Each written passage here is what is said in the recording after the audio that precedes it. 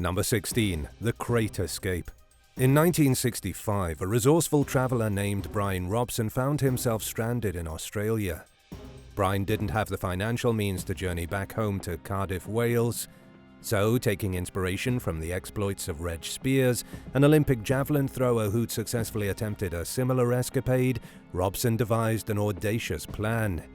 He would have his friends seal him inside a crate and ship him by post back to London. Equipped with the essentials for an unconventional transcontinental voyage, Robson's crate contained a hammer, a suitcase, a pillow, a litre of water, a flashlight, a book of Beatles songs, and an empty bottle. His intention was to be shipped directly to London on a 36-hour Qantas flight from Sydney. However, due to a full connecting flight, the crate was left upside down on the tarmac for 22 hours before being freighted by Pan Am to Los Angeles, where it was then transferred to London. Enduring a harrowing 4-day journey during which the crate suffered from improper storage conditions, including being upside down and insufficient heating, Robson spent 92 hours sealed within the box. Upon arrival in Los Angeles, officials intercepted him and he was subsequently deported to London. Robson's resilience was severely tested as he slipped in and out of consciousness during the challenging expedition. After recovering in a Los Angeles hospital, Robson eventually settled down in his native city of Wales, retiring at the age of 60. Reflecting on his extraordinary journey, he penned a book in 2021 titled The Crate Escape, recounting the remarkable story of his transcontinental trip in a sealed crate. Number 15. Murder for Fame. In July 2015, in Broken Arrow, Oklahoma, two teenage brothers, 18-year-old Robert and 16-year-old Michael Bever, executed a meticulously planned murder spree against their own family. Their heinous plan aimed not only to eradicate their parents and siblings, but also to escape the state and commit mass shootings. And they did this for a rather unusual reason: fame. Armed with a stockpile of knives, the brothers methodically attacked their family members. The victims included their parents, two brothers aged 12 and 7, and a 5-year-old sister. A 13-year-old sister, Crystal, miraculously survived, despite sustaining severe injuries. And astonishingly, a 2-year-old sibling was spared because the killers forgot about her as she slept through the ordeal. During the gruesome assault, Michael deceived his younger siblings into opening a bathroom door, claiming that he needed help against Robert. The 7-year-old suffered 7 stab wounds, and the 5-year-old was stabbed 18 times as a result. The 12-year-old managed to call 911, but fell victim to a deadly ruse when Michael lured him out, stating, "He's all yours." As the police arrived, the brothers fled, but were swiftly apprehended by a police dog in the nearby woods. In a shocking twist, it was revealed that Robert and Michael harbored aspirations of outdoing other mass killers, expressing a desire for fame and notoriety. They planned to create videos of their families' bodies, intending to dismember and store them in the attic. Robert accepted a plea deal in 2016 to avoid the death penalty, receiving 5 life terms without parole instead. In 2020, he faced additional life sentences for attacking prison staff. Michael, on the other hand, went to trial in 2018 and was found guilty of 5 counts of first-degree murder. He received 5 consecutive life sentences plus 28 years with the possibility of parole. In a court hearing, Michael expressed remorse for his actions, reflecting on the tragedy and the potential alternate life he could have had with his family. Number 14. Choir spared in church explosion. In the quaint town of Beatrice, Nebraska, on March 1, 1950, an extraordinary twist of fate took place during the West Side Baptist Church choir practice. The evening explosion, demolishing the church at 7:25 p.m., left nearby homes with shattered windows and forced the radio station off the air. However, amazingly, all 15 choir members escaped unscathed, thanks to an uncanny string of delays that kept them from the ill-fated practice. Choir practice at West Side Baptist Church traditionally began at 7:20 p.m. on Wednesday evenings. But on that fateful night, divine intervention, or perhaps an extraordinary series of coincidences, spared the lives of the choir members. Various reasons, ranging from car trouble to ironing a last-minute dress, completing homework, finishing letters, or simply being late, contributed to the remarkable outcome. The odds of every choir member being late that night were incredibly slim, with past performances suggesting a 1 in a million chance. The Reverend Walter Klempel, who usually lit the furnace ahead of practice, found himself delayed by his daughter's soiled dress. Ladona Vandergrift stayed behind to solve a geometry problem, and Royina Estes faced car trouble, causing a delay in picking up fellow choir members. The cold evening also played a role, with some members lingering in their warm homes until the last possible moment. Others, like machinist Harvey Al and pianist Marilyn Paul, experienced unforeseen circumstances that made them tardy. Each member's unique reason for lateness, from catnaps to stalled cars, contributed to their collective escape from the church's explosion at 7:25 p.m. The blast, which was heard throughout Beatrice, was later attributed to a potential gas leak ignited by the furnace fire. As the choir members reflected on the seemingly inconsequential details of their lives, they couldn't help but wonder at the point where chance, fate, or perhaps a higher power intervened, sparing them from what could have been a tragic disaster. Number 13. Redacted Death Certificate. In a bizarre turn of events in late 2022 in North Carolina, Megan Marlowe faced a shocking ordeal when her husband, Pastor Ryan Marlowe, was declared clinically deceased by a doctor. In a Facebook Live video, Megan revealed that she'd been called into a meeting on August 27th, where she was informed that her husband had suffered a neurological death. His death certificate was even redacted, and his body was kept on life support for organ donation. The grieving wife received letters of sympathy from her husband's congregation at Grace Baptist Church, mourning his loss. However, the following Monday, just as Pastor Marlowe's case was under review by a specialist panel, Megan was told that her husband wasn't neurologically dead and that he wasn't brain dead. The initial expectation was that he'd pass away on Tuesday with plans for an honor walk and organ donation. But the unexpected twist occurred when, during a family video session, Pastor Marlowe responded by moving his feet.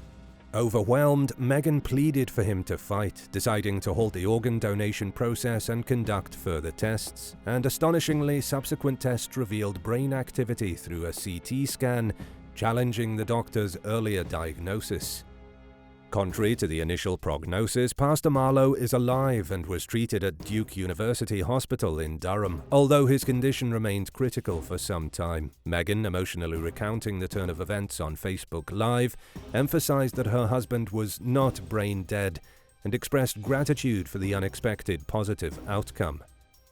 This remarkable incident echoes other cases of medical misjudgments, like the recent instance in India where a baby was found alive after being wrongly pronounced dead, and the Peruvian woman who interrupted her own funeral after being declared deceased. Megan Marlowe's Facebook live stream detailing the roller coaster of emotions has garnered over 500,000 views, adding a unique and miraculous chapter to the annals of medical anomalies.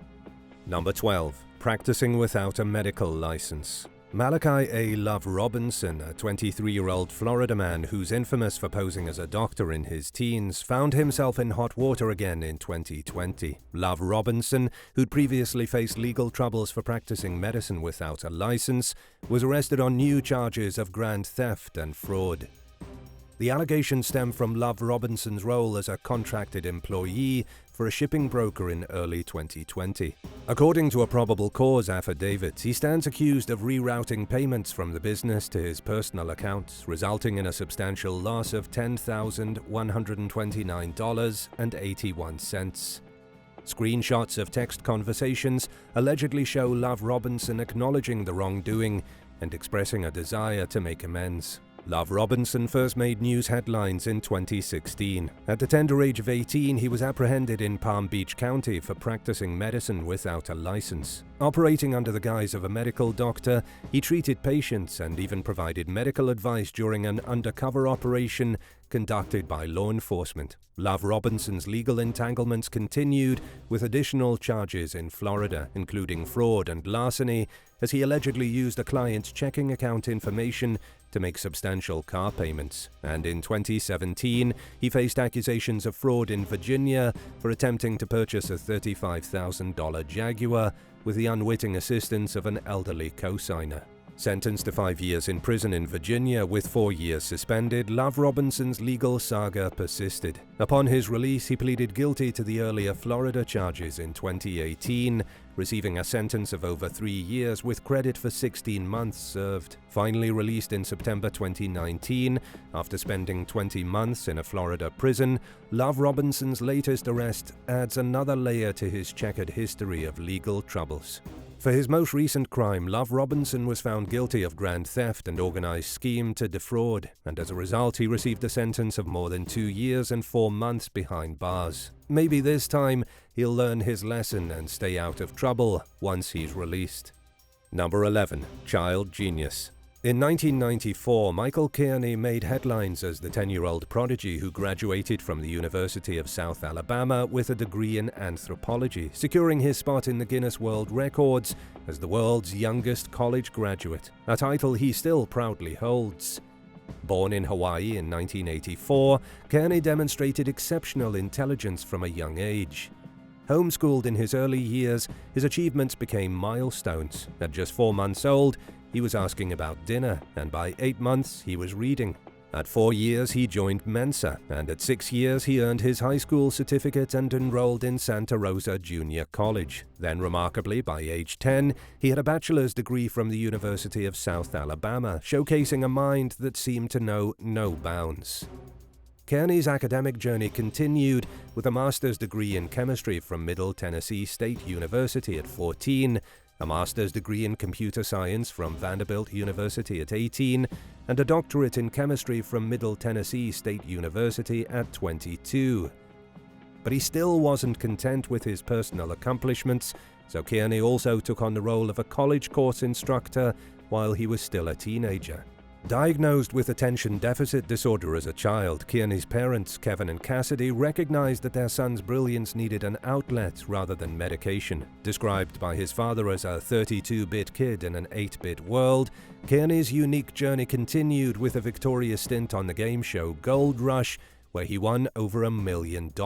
He later appeared on shows like Who Wants to Be a Millionaire and $1 Million Password. Kearney's parents authored Accidental Genius, a book sharing insights on raising gifted children, including his younger sister, Megan. Today, Michael Kearney resides in Tennessee, showcasing his talents with the Nashville Improv Group. And while the group's website doesn't delve into his prodigious childhood, it embraces his quirky journey, stating he decided to share his collection of useless information with the world of improv, where all sorts of strange beasts and mutants live. Number 10. Raining Puppies. In 2019, something miraculous happened at a Texas construction site, involving a tiny chihuahua named Tony Hawk and an actual hawk in the sky. 2 observant construction workers, amidst their usual tasks, heard what sounded like a distressed puppy, and after a futile search on the ground, they looked up and were astonished to see a hawk flying with a little puppy clasped between its claws. The hawk, at an unexpected moment, released Tony Hawk, and the small pup plummeted to the ground. Acting swiftly, the construction workers scooped him up and rushed him to the nearest veterinary practice. Unmicrochipped and unclaimed, the Chihuahua found himself under the care of staff at the Austin Animal Center, where he earned the moniker Miracle Puppy for surviving such a dramatic fall at just 6 weeks old. Upon arrival at the shelter, Tony Hawk's story captivated everyone. Despite a few cuts from the hawk's talons, the resilient pup displayed a sweet demeanor and a strong will to be loved by his newfound shelter friends. Jennifer Olahan, communication and media manager for AAC, shared, "When I met this little puppy not long after he came into our shelter, all he wanted was to be held." Given his remarkable journey, the shelter officially named him Tony Hawk, and amazingly, the puppy only suffered minor injuries, primarily scabs on his head and shoulders. The shelter team, thrilled by his resilience, deemed his survival a true miracle.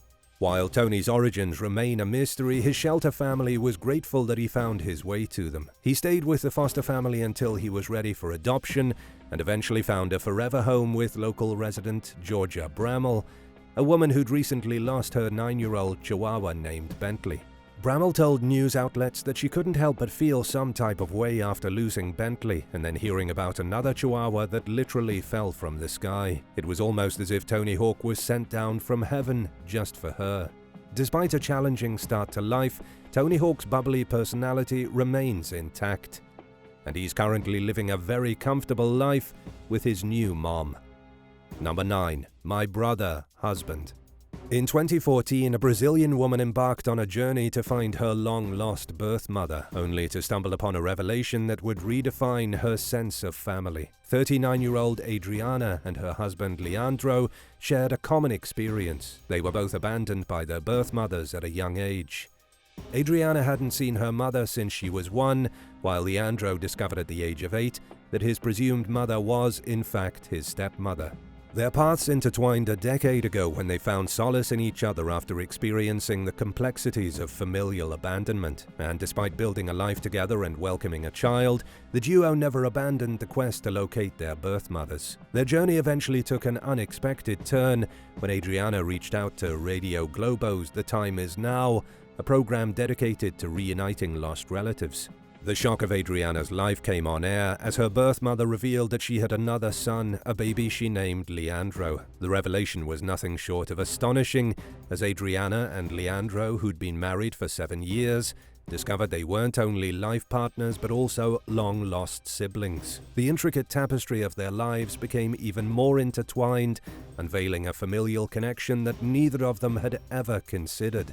In the aftermath of this startling revelation, Adriana expressed a commitment to maintaining their bond. She declared on Radio Globo, "Only death is going to separate us," attributing the extraordinary turn of events to a higher power. Despite the unexpected twist in their relationship, Adriana and Leandro chose to face this revelation with a profound sense of acceptance, believing that their union was divinely orchestrated. But to outsiders looking in, it's extremely unsettling, to say the least. Number 8. Dolphins to the rescue. In a real-life twist that could rival any cinematic thriller, a man named Martin Richardson found himself in a life-or-death situation after a mako shark attacked him while swimming in the Red Sea off the coast of Egypt. As the shark sunk its teeth into Richardson approximately 5 times, he began to lose a staggering amount of blood, pushing him to the brink of a critical state, with only about 3 to 4 pints left in his body out of the typical 8 to 9 pints. But just when Richardson thought his life was over, a pool of dolphins emerged as unexpected heroes, intervening to halt the shark's assault on the swimmer. In a recount of the harrowing experience, Richardson admitted that he'd resigned himself to the possibility of imminent death before the dolphins appeared, effectively putting an end to the shark's aggression. Following this dramatic rescue, Richardson was swiftly picked up by a boat and was rushed to the hospital, where he received over 300 stitches to address the severe injuries inflicted by the shark.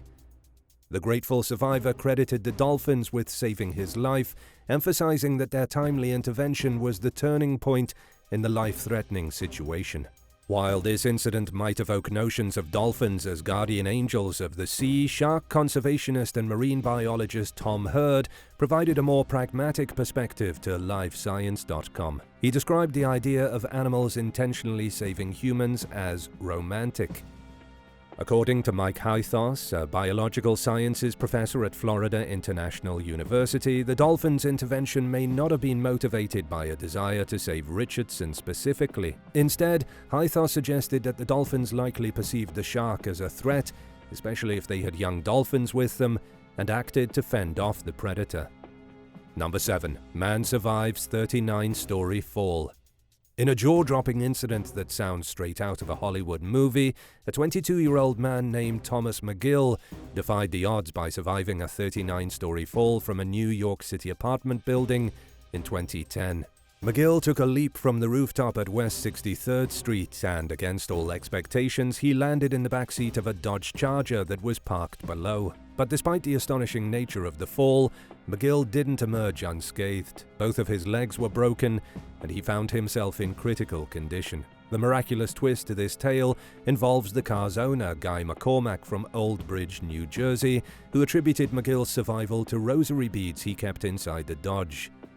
In a dramatic moment with NBC News reporters, McCormack held up the beads, declaring them as the saviors that spared McGill's life. McGill's father, Thomas McGill Sr., reached out to friends, urging them to pray for his son via text message. Although McGill Jr. was in critical condition, there was a glimmer of hope as he stabilized. The circumstances leading to McGill's jump remained under investigation by the police, leaving many questions unanswered.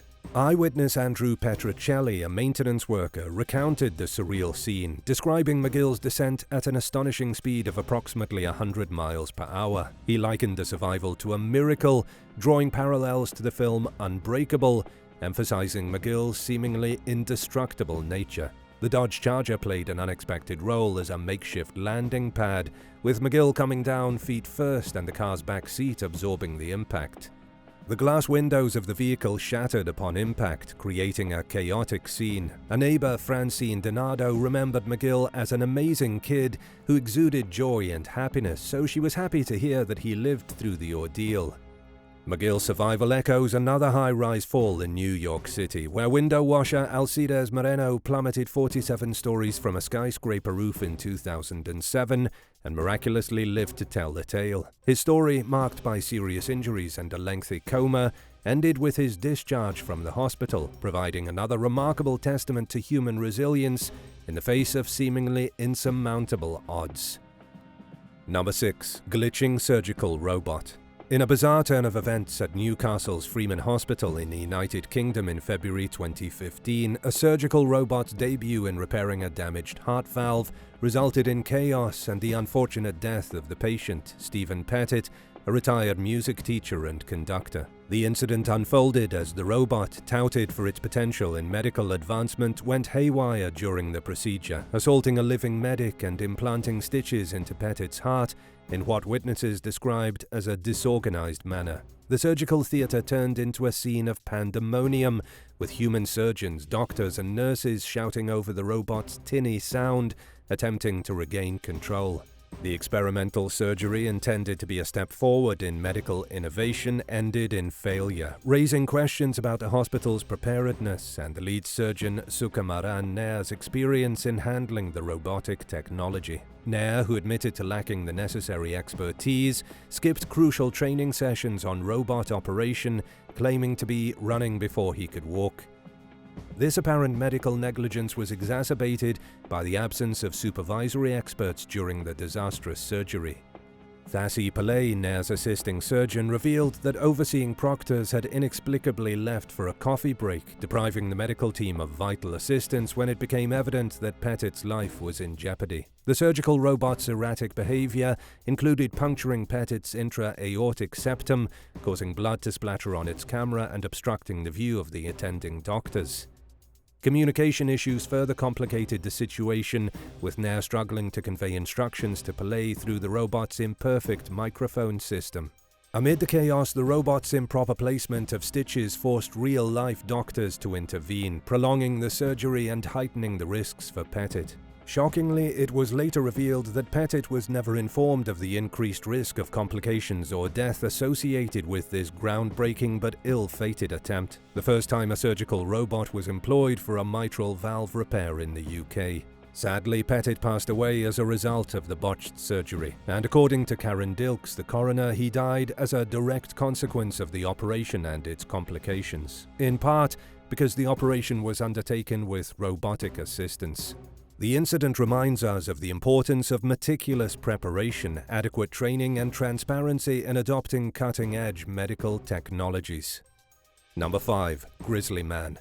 Timothy Treadwell, an American bear enthusiast, environmentalist, and documentary filmmaker, met a tragic end in 2003 during one of his ventures into Alaska's Katmai National Park. Treadwell, who dedicated 13 summers of his life to studying coastal brown bears, documented his interactions with these creatures through videos, photos, and audio recordings. His passion for bears and his unconventional approach to wildlife conservation became the focal point of Werner Herzog's documentary film Grizzly Man in 2005. Despite a near-fatal heroin overdose in the late 1980s, Treadwell redirected his life toward the Alaskan wilderness, developing a deep connection with the bears and even naming each one he encountered. His annual excursions culminated each September when the bears prepared for hibernation, and Treadwell would engage in close encounters, relying on what he believed was a mutual trust with the animals. However, in 2003, tragedy struck. Treadwell and his girlfriend, Amy Huguenard, camped deep within Katmai's Grizzly Maze, defying park rules by not using bear deterrents. Treadwell's risky behavior, including stopping the use of bear sprays and electric fences, had drawn warnings from park rangers. As fall approached and bear activity heightened, Treadwell's decision to stay in the park proved fatal. Experts believe that he encountered an aggressive bear, dubbed the 25th Grizzly, known for its intolerance toward humans. Treadwell had already documented interactions with large male bears that he named Demon and Machine, so he was convinced that he could befriend even the most intimidating of the species. However, on the evening of October 5, 2003, Treadwell and Amy were mauled, likely by the 1,000-pound grizzly named Machine. A chilling audio recording captured Treadwell's desperate pleas during the attack, urging Amy to save herself. The next day, a pilot friend arrived to find a gruesome scene. Collapsed tents, a large bear over what appeared to be a human body, and Amy's remains partially buried nearby. Park rangers had to euthanize 2 bears at the site, including an old male bear and a young one. The subsequent necropsy on the adult bear revealed human body parts and clothes, indicating the gruesome nature of the attack. This incident marked the first known bear attack resulting in death in the 85-year history of Katmai National Park, serving as a cautionary tale of the risks associated with close proximity to wild animals, even for those who consider them friends. Number 4. Living off-grid. In April 2013, the world learned about Christopher Knight, a man who took the concept of me time to a whole new level. At the age of 20, Knight bid farewell to civilization in Massachusetts and set out to become a hermit in the dense woods of Maine. And for an impressive 27 years, he managed to live off the grid, avoiding human contact and sustaining himself by pilfering supplies from nearby cottages. Amazingly, he went undetected until his eventual arrest for burglary. Journalist Michael Finkel delved into Knight's extraordinary story in his 2017 book, The Stranger in the Woods, the extraordinary story of the last true hermit. Finkel's account describes Knight's solo journey through brutal winters, breaking into homes to secure essentials like food and clothing, all while keeping a whole community on edge with his mysterious burglaries. Knight's escapades, totaling at least 1,000 burglaries, earned him global attention. The New York Times even drew parallels between him and Boo Radley from Harper Lee's To Kill a Mockingbird. In a departure from societal norms, Knight abandoned his life near Boston in 1986, leaving behind his car and keys without a trace. Finkel noted that Knight had always been comfortable in solitude, finding human interactions more frustrating than fulfilling. Setting up camp in a secluded, boulder-strewn area of the woods, Knight honed his survival skills. His routine involved strategic thefts from cabins around central Maine ponds, entering through unlocked doors and windows, or utilizing his lock-picking skills. Remarkably, he left minimal evidence of his presence and adapted to evolving security technology, drawing knowledge from his past job installing alarm systems. Surviving harsh winters required Knight to keep his body in motion during the coldest hours, preventing frostbite. He became known as the North Pond Hermit, a mysterious figure whose actions not only stole possessions, but also robbed people of their sense of security and peace of mind. Knight's reign as a hermit ended when he was caught red-handed in a police trap, leading to a 7-month prison stint. Despite the intrigue surrounding his story, Knight chose to share the details of his unconventional life exclusively with Finkel, adding an extra layer of mystery to this tale of solitude and survival. Number 3. 11-Year-Old Art Prodigy. Andres Valencia, an 11-year-old artist from San Diego, California, is already making millions with his contemporary paintings. Unlike many artists who wait years for recognition, Andres has catapulted into the limelight at an impressively young age. Credit for Andres' early success goes to his art-loving parents, who immersed him in the world of contemporary and modern paintings when he was just a toddler. His artistic journey began with precise copies of famous artworks, catching the attention of his parents. Lupe, Andres' father, recalled that when his son was just 4 or 5, he and his wife would watch him do sketches and paint, and they'd always be surprised at what he was able to accomplish. By the age of 6, Andres had already ventured into selling his watercolor paintings for $20 each to family and friends, and as his skills evolved, so did his canvas size and medium. These days, he's experimenting with oil sticks, oil and acrylic paints. Drawing inspiration from renowned artists like Picasso, Andres' talent didn't go unnoticed. Bernie Chase, a family friend and owner of a New York City art gallery, recognized the young artist's potential early on. He became a consistent buyer, even paying $5,000 for one of Andres' pieces. In a significant turn of events, Andres' work made its debut at the annual Art Miami Fair in December 2021, thanks to Bernie Chase's efforts. The 17 Cubism-inspired paintings by the young artist raked in a staggering $1.3 million, catapulting Andres into the art world's upper echelons. Fast forward to 2022, and Andres held his first solo exhibition at Chase's gallery. The 35 paintings on display fetched between $50,000 and $125,000 each. His international acclaim continued, with artworks auctioning for $159,000 in Hong Kong and $230,000 at an Italian charity gala. Beyond his artistic prowess, Andres exhibited a compassionate side. In response to Russia's invasion of Ukraine, he created a masterpiece titled Invasion of Ukraine, inspired by Picasso's anti-war painting Guernica. Andres sold prints on his website, donating the proceeds to a non-profit offering humanitarian aid to the distressed country. While his paintings gain global recognition, Andres remains a regular 5th grader, balancing math homework with brushstrokes. His mother Elsa had this to say about Andres: "My son is an artist, but he is a kid first. He is a child, not a celebrity." And so the young artist continues to paint his way through the art world, proving age is just a number when talent knows no bounds. Number 2. The real-life Mowgli. In the dense jungles of Uttar Pradesh, India, in 1867, a group of hunters embarked on a mission to rid their community of menacing wolves. Faced with a series of wolf attacks, the hunters decided to smoke the wolves out of a cave, swiftly eliminating most of the pack. However, their victory turned into bewilderment when a figure emerged from the cave. Not another wolf, but a young boy walking on all fours. This feral child, later named Dina Sanichar, was captured and taken to the Sikandra Mission Orphanage in Agra, India. His behaviors were peculiar. He rejected clothing, communicated through howls and growls, and consumed raw meat. The missionaries, intrigued by Dina's story, speculated that he'd been abandoned in the jungle and adopted by wolves at an early age. Dina exhibited minimal human emotions, lacking laughter or smiles. His only connection was with another feral child that was brought to the orphanage, and the two behaved like playful dogs, sleeping curled up together.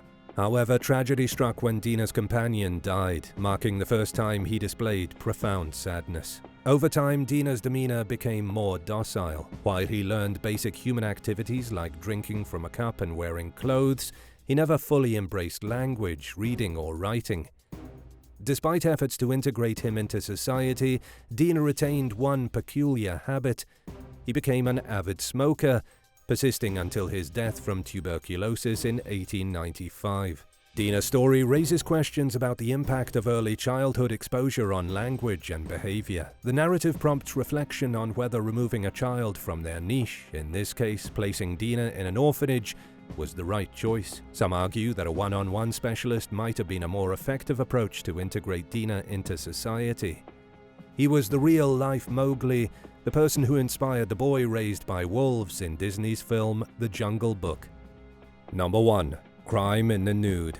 In Volusia County, Florida, in August 2022, Brandon Wright took the phrase "he wanted the shirt off his back" to a whole new level. This unconventional fashion enthusiast, armed with a machete and, curiously, in the nude, embarked on a quest for a new wardrobe. The ordeal began when Wright, emerging unexpectedly from the bushes where he was apparently engaged in some berry-picking activity, demanded a fellow citizen's clothes, wallet, and phone at knife point. The victim, bewildered by the man's fashion emergency, started complying with the peculiar request. However, in an unexpected turn of events, Wright threw the machete at the compliant citizen, along with a handful of palmetto berries for good measure.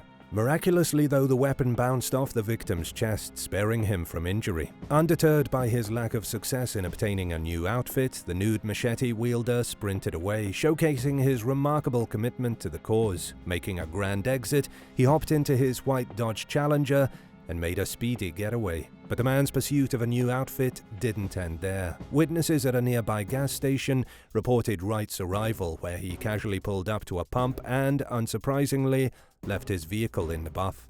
The ensuing events were documented by a police helicopter, providing a play-by-play of Wright's activities, including an impromptu session of push-ups at the entrance to a food store. Meanwhile, video footage captured the fashionista strolling nonchalantly down the middle of the street, creating quite the spectacle for bewildered drivers. Then, in a twist that could only happen in Florida, deputies eventually closed in on Wright as he gracefully got on the ground next to his car and surrendered without further incident. The sheriff's office revealed that Wright had a colorful criminal history, including convictions for kidnapping, felonious gun possession, battery on a law enforcement officer, cocaine possession, and resisting arrest. Currently, he remains in custody without bond, leaving fashion enthusiasts everywhere both perplexed and relieved.